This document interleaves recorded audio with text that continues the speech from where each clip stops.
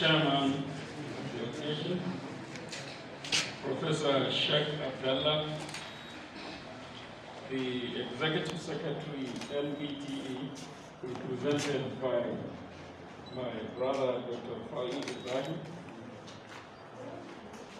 the Registrar of the University, members of the Board of Governors of the Division for Agricultural Colleges, Director, Division of Agricultural Colleges, the Dean, Faculty of Agriculture, the Dean, Faculty of Veterinary Medicine, other directors,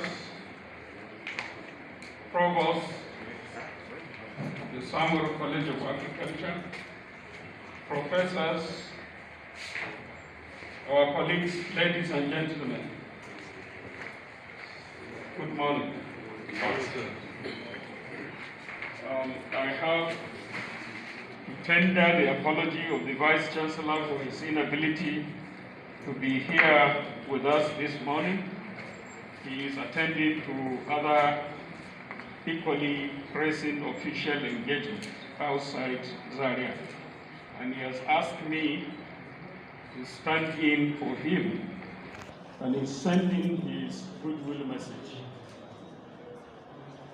Although it is not a written speech, he has expressed his delight over the culmination of several events leading to this very event of the opening ceremony for the National Critique Workshop on National Diploma Irrigation Agronomy Technology Program to be hosted by Samaru College of Agriculture of this university.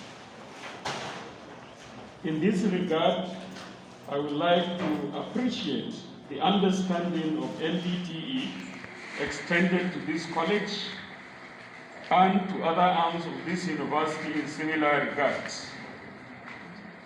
We are taking LBTE as one of our strong partners in developing education, technical education in the country in particular.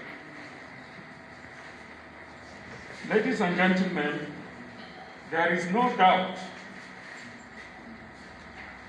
Ahmadu Bello University is strong all over, but it is strongest in the area of agriculture and agricultural science. And therefore, one of its cardinal efforts to turn around the economy of this country is by contributing towards the national effort of training highly competitive and knowledgeable human resource that can develop our economy, most especially in agriculture. And the sector is characterized by different layers of performance, and one of them that is very critical is the middle-level manpower that will drive the production sector of the agricultural economy. This is why, as has been said by previous speakers, the most important ingredient for agricultural production after seed and soil, the next one is water. And water can be used either through natural means, tapping the rainfall, or by human-managed process like irrigation, that which we are witnessing. The rationale for mounting a course like this one has never been more pressing than we are today. We are all witnessing a general shift in the trend of rainfall all over the world, and especially in this part of the world where we are.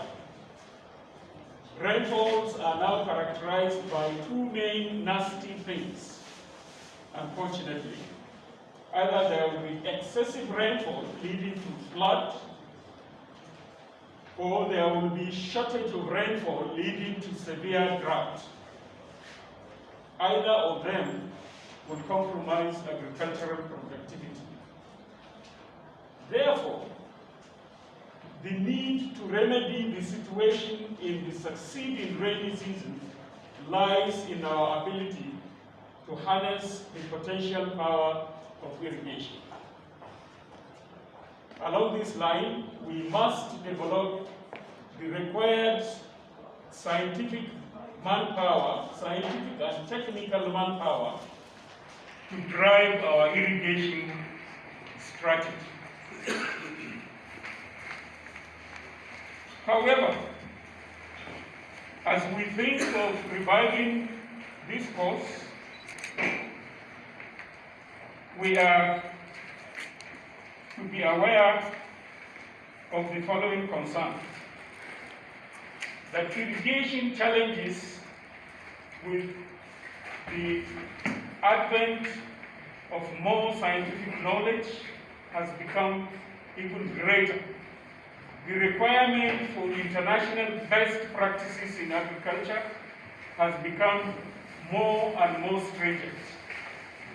In this regard, I will urge this workshop to look into those areas that will hinge on an appropriate implementation of an irrigation that is not going to isolate our country from the rest of the world in terms of practicing it appropriately, paying attention to environmental issues that might come together with the practice of agriculture.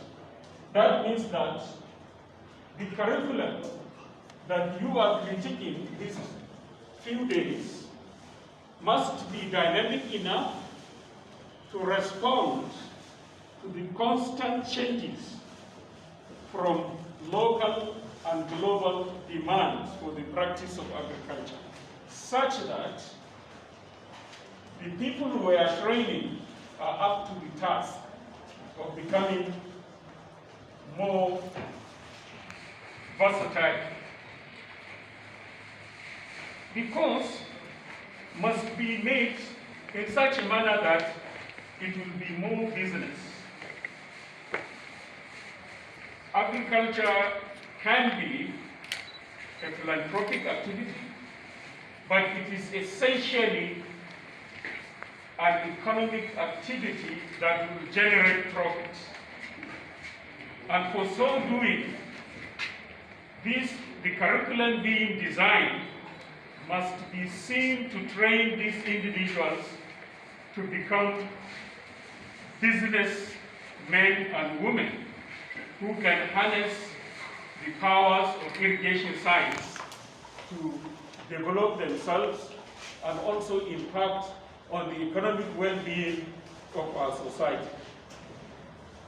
This means that the paradigm must now shift from solely targeting government, but an industry that will utilize the product of this trade.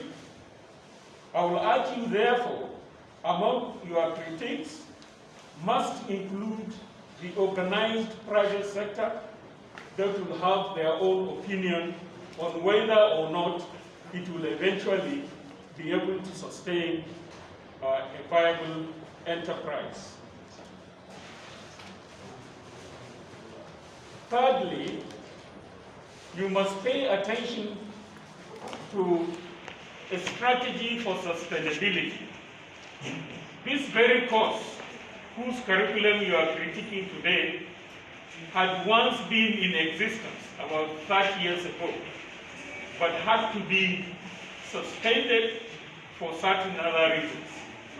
It is rather very important. Not only do you look into the technical content of the curriculum and its academic value, but you must also look into the social consequences of the curriculum that led to the unfolding or suspension of the previous course.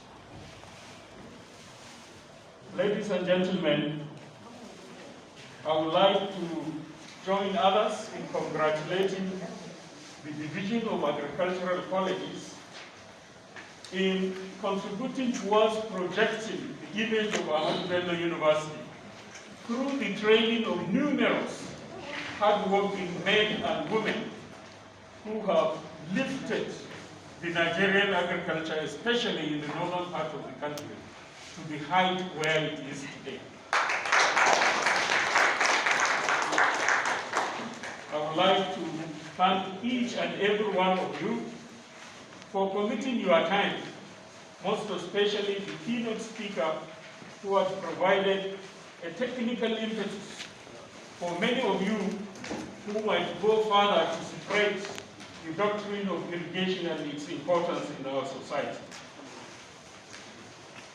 The overall objective of having irrigation institutionalized in our country is very paramount, if and only if we shall not only diversify our economy, but fight incessant youth restiveness in our society.